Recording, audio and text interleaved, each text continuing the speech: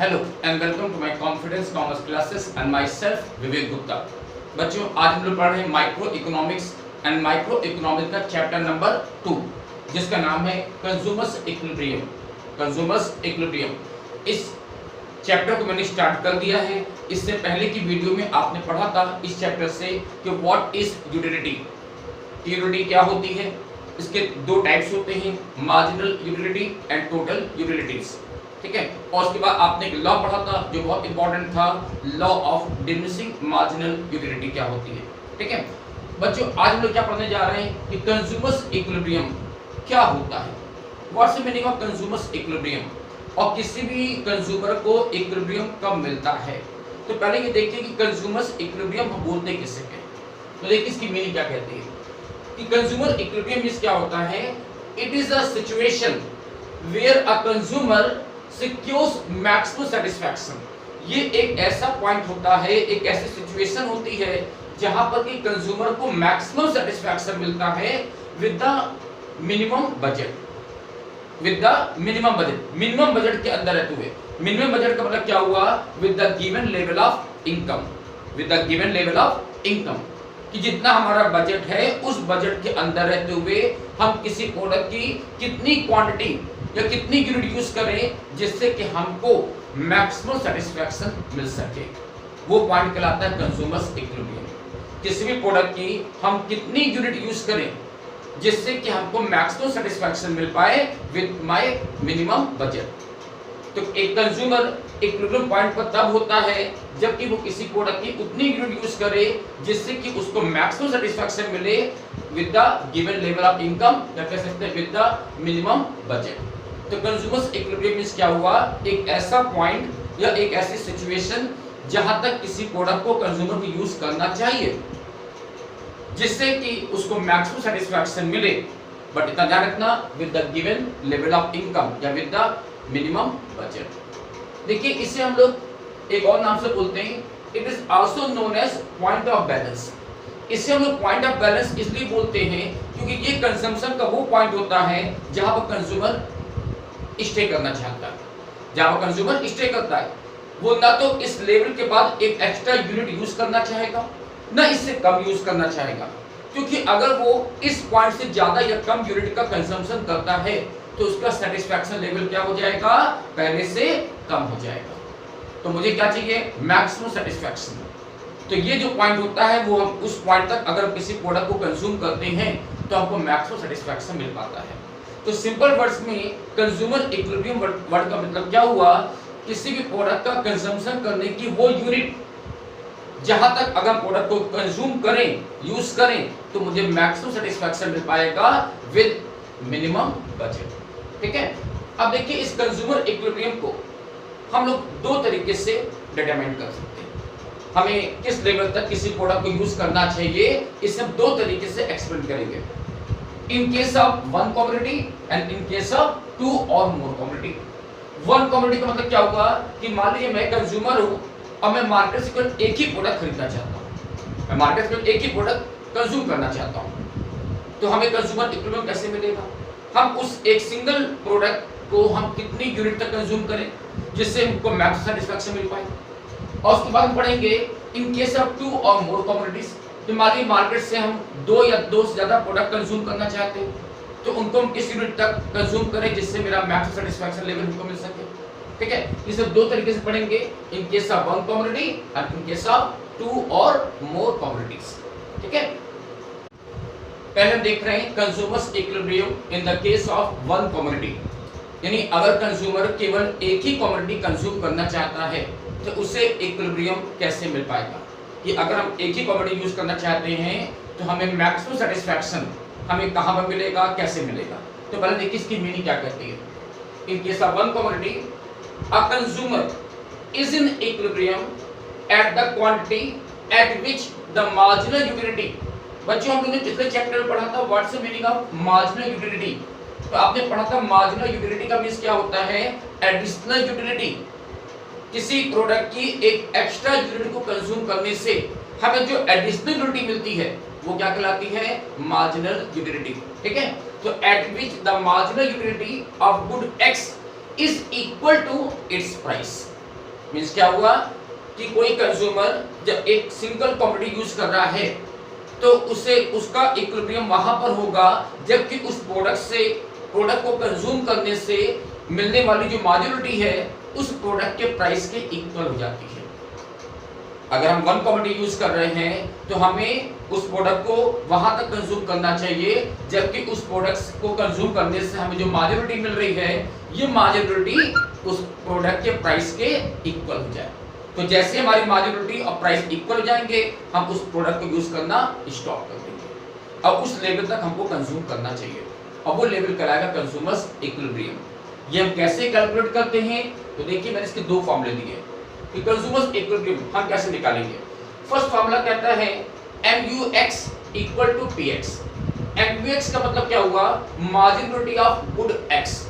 मार्जिनलिटी of good X, suppose करिए हम जो गुड यूज कर रहे हैं उसका नाम है गुड्स X, ठीक है। तो marginality of goods X equal to price of goods X, यानी हम प्रोडक्ट को वहां तक यूज करेंगे जहां तक प्रोडक्ट से मिलने वाली मार्जिनलिटी और उसका प्राइस एक दूसरे के इक्वल हो जाए। ये फार्मूला बेटा हम लोग तब यूज करेंगे जबकि मार्जिनलिटी ऑफ मनी इक्वल टू 1 होती है। ये बात ध्यान रखना, जबकि मार्जिनलिटी ऑफ मनी इक्वल टू 1 होती है। याद रखिएगा अगर किसी क्वेश्चन में मनी की मार्जिनलिटी नहीं दी जाती है तो हम ये बात एज्यूम कर लेते हैं कि मनी की मार्जिनलिटी क्या है 1 है। तो MUM का मींस क्या हुआ मार्जिनल यूटिलिटी ऑफ मनी, यानी 1 रुपए की मार्जिनलिटी कितनी होती है वो होता है MUM। तो अगर मनी की मार्जिनलिटी 1 है तो हम लोग कंज्यूमर इक्विलिब्रियम कैसे निकालेंगे, वो पॉइंट जहां पर मार्जिनलिटी ऑफ गुड X और प्राइस ऑफ गुड X एक दूसरे के इक्वल हो जाएंगे। मार्जिनलिटी और प्राइस एक दूसरे इक्वल हो जाएंगे, वहीं पर हमारा कंज्यूमर इक्विलिब्रियम होगा। और याद रखिएगा ऐसा तब यूज करेंगे फॉर्मूला जबकि मनी की मार्जिनलिटी 1 होती है। बट अगर मनी की मार्जिनलिटी 1 से ज्यादा है, मान लीजिए 2 है या 3 है 4 है, तो उस केस में हम ये सेकंड फॉर्मूले का यूज करेंगे। कंज्यूमर इक्विलिब्रियम निकालने के लिए हम ये सेकंड फॉर्मूले का यूज करेंगे। अब ये सेकंड फॉर्मूला क्या है कि MUX divided by MUM equal to price of good X, ठीक है। MUX किसे कहेंगे marginality of good X divided by marginality of money equal to होना चाहिए प्राइस के। तो अगर मनी की मार्जिनलिटी 1 से ज्यादा होगी तो आप इस सेकंड फॉर्मूले का यूज करके कंज्यूमर इक्विलिब्रियम निकालेंगे। अब हम एक काम करते हैं दोनों तरीके से, दो एग्जांपल लेते हैं। एक एग्जांपल लेंगे कि मनी की मार्जिनलिटी 1 है तो कैसे कैलकुलेशन होगा, और अगर मनी की मार्जिनलिटी 1 से ज्यादा है तो कैलकुलेशन कैसे होगा। देखिए हमने पहला एग्जांपल लिया कि अगर मनी की मार्जिनलिटी 1 इक्वल है, मनी की मार्जिनलिटी कितनी है 1 है, यानी 1 रुपए की मार्जिनलिटी कितनी है 1 है, तो उस केस में हमारा इक्विलिब्रियम कैसे हम डिटरमाइन करेंगे।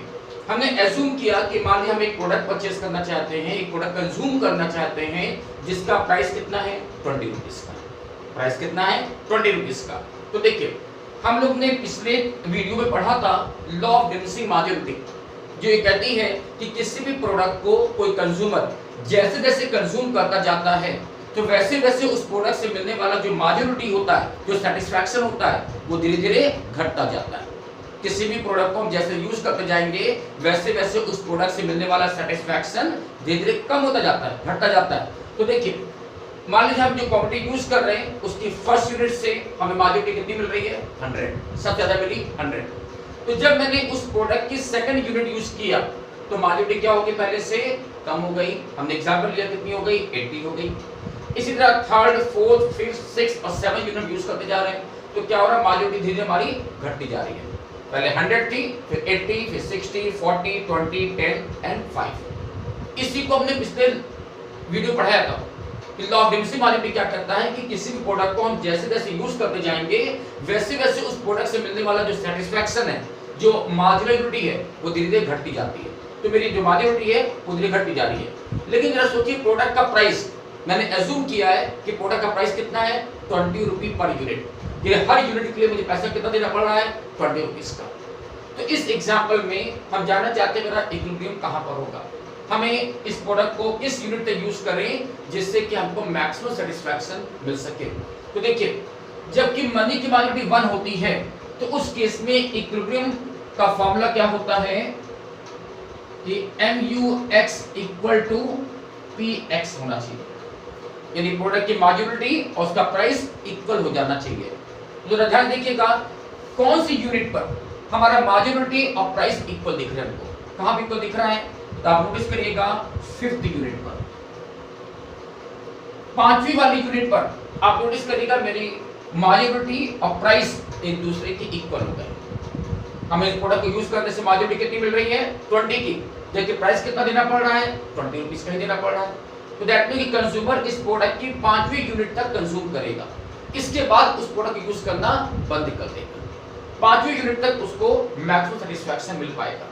ठीक है, सोचिएगा इससे पहले वो क्यों नहीं स्टॉप हो रहा है। तो सोचिएगा फर्स्ट यूनिट पर क्या हो रहा है कि उसकी मार्जिनलिटी कितनी मिल रही है, 100 की, जबकि उसको पैसा कितना देना पड़ रहा है, केवल 20 रुपीस का। इसका मतलब उसको सेटिस्फैक्शन ज्यादा मिल रहा है, तो वो अभी प्रोडक्ट की और यूनिट यूज करना चाहेगा। इसी तरह यहाँ भी देखिए कि उसको सेटिस्फैक्शन कितना मिल रहा है, 80 का, और प्राइस देना पड़ रहा है 20 का। इसी तरह यहाँ भी देखिए हमें यूनिटी मिल रही है 40 की और प्राइस देना पड़ रहा है 20 का, यानी यहाँ पर क्या हो रहा है, सेटिस्फैक्शन लेवल ज्यादा है और प्राइस हमको कम देना पड़ रहा है, तो हम ज्यादा और ज्यादा यूज करना चाह रहे हैं। लेकिन जैसे हम 5वीं यूनिट पे पहुंचे तो क्या हुआ, हमारा सेटिस्फैक्शन और प्राइस इक्वल हो गया। 5वीं वाली यूनिट से हमको जितना सेटिस्फैक्शन मिल रहा है, हमें एग्जैक्टली उतना पैसा भी देना पड़ रहा है। तो इस यूनिट पर आने के बाद हम आगे इस प्रोडक्ट को कंज्यूम नहीं करेंगे। क्यों नहीं करेंगे, क्योंकि इसके आगे कंज्यूम करने का मतलब होगा कि हमको इस प्रोडक्ट से सेटिस्फैक्शन कम मिलेगा, जबकि हमको प्राइस ज्यादा देना पड़ेगा। आप देख रहे हैं कि इस लेवल के बाद नेक्स्ट यूनिट में देखिएगा हमको यूनिट कितनी मिल रही है, 10 की, जबकि प्राइस कितना देना पड़ेगा, 20 का। सोचिए ये सिचुएशन कभी कंज्यूमर होने ही नहीं देगा। हम लोग ऐसा कोई प्रोडक्ट नहीं परचेस करते जिससे कि हमको यूटिलिटी कम मिले और हमको उसके लिए प्राइस ज्यादा देना पड़े। तो मैक्सिमम इस प्रोडक्ट को कहां तक यूज करेगा, 5वीं यूनिट तक।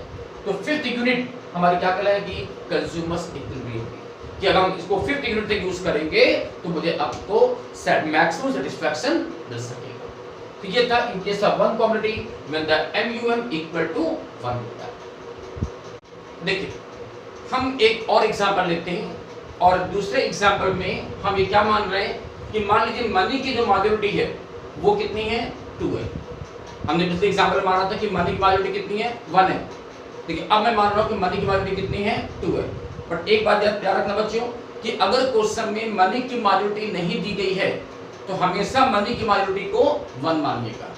बट अगर क्वेश्चन स्पेशली दिया गया है तो फिर उसको फॉलो करना पड़ेगा। तो मान लीजिए क्वेश्चन में आपको दिया गया है कि मनी की जो मार्जिनलिटी है वो कितनी है, 2, यानी 1 रुपए से हमको मार्जिनलिटी कितनी मिल रही है, 2 के बराबर मिल रही है। तो अब इस केस में हम इक्विलिब्रियम को कैसे फाइंड करेंगे। ठीक है, देखिएगा हमने फिर से अज्यूम किया कि मान लीजिए हम एक कंज्यूमर है और किसी प्रोडक्ट की 6 यूनिट हम कंज्यूम कर रहे हैं, तो हर एक अगली यूनिट से हमको जो मार्जिनलिटी मिल रही है वो धीरे क्या होती जा रही है, घटती जा रही है। हम लोग तो पढ़ा है ना कि जो मार्जिनलिटी होती है वो जैसे प्रोडक्ट को कंज्यूम करते जाते हैं वैसे वैसे मेरी मार्जिनलिटी कम होती जाती है। तो हमने माना कि मेरी फर्स्ट यूनिट से हमको मार्जिनलिटी कितनी मिली, 10, सेकंड यूनिट से मार्जिनलिटी कितनी मिली, 8, फिर 6, फिर 4, 2 और फिर 0। तो जैसे प्रोडक्ट को यूज करते जाएंगे वैसे वैसे उससे मिलने वाली मार्जिनलिटी घटती जाती है। तो अब देखना ये है कि ये जो मार्जिनलिटी है ये क्या है, प्रोडक्ट की मार्जिनलिटी है। अब मैं जानना चाहता हूं मार्जिनलिटी इन टर्म्स ऑफ मनी, यानी हर 1 रुपए से हमको मार्जिनलिटी कितनी मिल रही है। मार्जिनलिटी इन टर्म्स ऑफ मनी कैसे निकालेंगे, MUX डिवाइडेड बाई MUM। क्या करना है आपको, जो आपको मार्जिनलिटी मिल रही है प्रोडक्ट की उसको डिवाइड करिए मनी की मार्जिनलिटी से, तो मेरा क्या आएगा, हर एक प्रोडक्ट की मनी टर्म में मार्जिनलिटी कितनी मिल रही है। तो देखिए फॉर्मूला क्या है, MUX divided by MUM। Solve करिए, फर्स्ट यूनिट से हमको मार्जिनलिटी कितनी मिली है, 10, तो 10 डिवाइडेड बाई मनी की मार्जिनलिटी कितनी है, 2, तो 10 डिवाइडेड बाई 2 कितना आ गया, 5। कितना आ गया, 5। यानी हम कह सकते हैं कि फर्स्ट यूनिट से हमको जो मार्जिनलिटी मिल पा रही है वो कितनी मिल पा रही है, 5 रुपीस के बराबर। रुपए के टर्म बोले तो फर्स्ट वाली यूनिट से मार्जिनलिटी कितनी मिल रही है, 5 रुपीस की। इसी तरह से सबको डिवाइड करते जाइए, इसे भी डिवाइड करो, 8 डिवाइडेड बाय 2, तो इस प्रोडक्ट से मार्जिनलिटी कितनी मिली मनी टर्म में, 4। यहाँ भी 6 divided by 2, 3, 4 divided by 2, 2 divided by 2, ये 1 आएगा और आप 0 डिवाइडेड बाय 2 तो 0 हो जाएगा। तो ये क्या आ गया मार्जिनलिटी इन टर्म्स ऑफ मनी। कैसे निकाला MUX डिवाइडेड बाय MUM। ठीक है, नेक्स्ट प्राइस। हम बात एज्यूम कर रहे हैं कि इस प्रोडक्ट का जो प्राइस है वो कितना है, एज्यूम करो कितना है 3 रुपीस है। आप खुद भी एज्यूम कर सकते हो, मैंने एज्यूम किया मान ली प्रोडक्ट का प्राइस कितना है 3 रुपीस का। तो हर एक यूनिट के लिए मुझे जो एक्चुअल प्राइस पेड करना पड़ रहा है वो 3 रुपीस का। ठीक है, प्राइस कितना है 3 रुपीस का है। तो अगर देखना फर्स्ट यूनिट से हमको मार्जिन कितनी मिली 5 रुपीस की। देखो पैसा कितना देना पड़ रहा है जस्ट 3 रुपीस। आपको यूनिट कितनी मिली 5 रुपीस की और पैसा कितना देना पड़ रहा है जस्ट 3 रुपीस की। तो इसका मतलब हमें गेन हुआ या लॉस हुआ? तो जब वो क्या हुआ, हमें सेटिस्फैक्शन ज्यादा मिल रहा है, मैं कौन हूँ कंज्यूमर हूँ, अब मुझे सेटिस्फैक्शन मिल रहा है 5 का और प्राइस कितना देना पड़ रहा है जस्ट 3 रुपीस का। तो इसका मतलब क्या हुआ 2 रुपीस का हमें गेन हो गया, 2 रुपीस का हमको गेन हो गया। सेम यहाँ भी देखिएगा नेक्स्ट यूनिट से हमें मार्जिन कितनी मिली 4 रुपीस की। देखिए प्राइस कितना देना पड़ रहा है जस्ट 3 रुपीस का। तो इसका मतलब यहाँ भी हमको 1 रुपीस का गेन हो रहा है। नेक्स्ट देखिए आपको प्राइस कितना देना पड़ रहा है 3 रुपीस का और सेटिस्फैक्शन भी कितना मिल रहा है 3 का।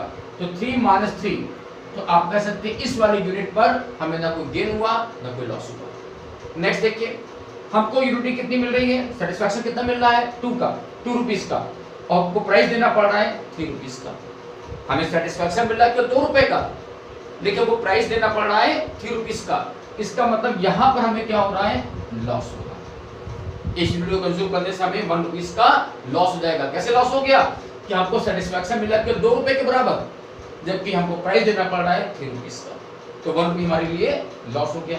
सेम यहाँ भी 1 माइनस 3 तो 2 रुपये में यहाँ लॉस हो गया और 0 माइनस 3 तो 3 रुपीस का यहाँ पर लॉस हो गया। अब बच्चों देखो इस एग्जाम्पल में हमारा कंज्यूमर्स इक्विलिब्रियम कहाँ पर होगा। कंज्यूमर को प्रोडक्ट की कौन सी यूनिट तक कंज्यूम करना चाहिए जिससे कि उसको मैक्सिमम सेटिस्फैक्शन मिल सके। तो वो प्रोडक्ट को कहां तक यूज करेगा जब तक कि उसका गेन या लॉस 0 हो जाता है। देखो कौन सी यूनिट पर हमारा गेन लॉस 0 जा रहा है, थर्ड यूनिट पर। आप नोटिस करिए थर्ड वाली यूनिट पर हमें कोई गेन या लॉस नहीं हुआ है। हम यहां तक प्रोडक्ट को यूज करेंगे क्योंकि इसके बाद यूज करने का मतलब क्या होगा हमको लॉस उठाना पड़ेगा। ठीक है, वैसे भी आप देखिए मैंने आपको फॉर्मूला लिखा था ना कि इन केस ऑफ कि मनी की मार्जिन अगर 1 से ज्यादा होती है तो हमारी कंडीशन क्या थी कि MUX divided by MUM equal to होना चाहिए प्राइस ऑफ गुड X के। तो हम देख सकते हैं कि मनी टर्म में जो मार्जिन आ रही है MUX डिवाइडेड बाय MUM कितना है 3, ये कितना है 3 और प्राइस भी कितना है 3। तो यहाँ पर देखिए मनी टर्म में जो मार्जिन मिल रही है 3 की और प्राइस भी कितना है 3। तो ये दोनों इक्वल हो रहे हैं। कौन सी यूनिट इक्वल हो रहे हैं थर्ड यूनिट पर। तो मैं कहूँगा इस एग्जाम्पल में थर्ड यूनिट पर हमारा मनी टर्म मार्जिनलिटी और प्राइस एक दूसरे के इक्वल हो रहे हैं और थर्ड यूनिट तक कंज्यूमर को मैक्सिमम सेटिस्फैक्शन मिल पाएगा। तो ये वो पॉइंट होगा जिसको हम बोलेंगे कंज्यूमर्स इक्विलिब्रियम। देख सकते हैं कि थर्ड यूनिट पर हमको मार्जिनलिटी कितनी मिली थी 6 की, जबकि मनी की मार्जिनलिटी कितनी है 2। तो अगर हम इस फॉर्मूले को अप्लाई करें कि प्रोडक्ट से हमको मार्जिनलिटी कितनी मिली है 6 की और MUM यानी मनी की मार्जिनलिटी कितनी थी 2, तो 6 डिवाइडेड बाय 2 कितना आता है 3, जो कि प्रोडक्ट का प्राइस भी है। ठीक है, तो हम देख रहे हैं ये कंडीशन हमारी सेटिस्फाइड हो रही है। तो थर्ड यूनिट मेरी इक्विलिब्रियम पॉइंट मानी जाएगी। ओके।